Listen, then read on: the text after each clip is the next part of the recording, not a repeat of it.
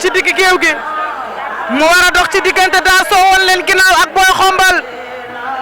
ndeysaan Malick Ngom moo koy arbitré mu ngi wax ak ñoom li lamb nangu ak li lamb bañ coup de sifflet moo leen boole coup de sifflet moo leen tàqale ay ca consulté na ay moromu arbitre am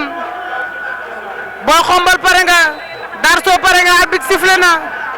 ci diggante Darso woon leen ginnaaw ak Boy Xombal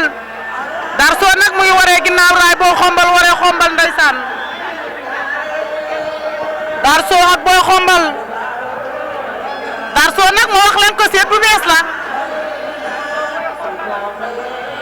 mu ngi dajeeg Boy Xombal Darso ak Boy Xombal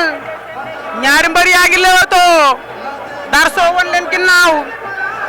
Boy Xombal ngeen jàkkaar lool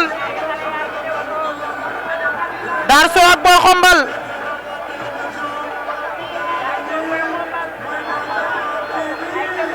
Darso Boy Xombal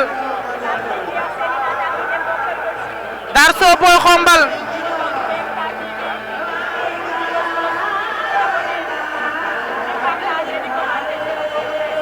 Darso met na waaye demul daje na ko Darso Boy Xombal Darso Boy Xombal Darso Boy Xombal Darso Boy Xombal Darso Boy Xombal ña nga ca Darso Boy Xombal Darso Boy Xombal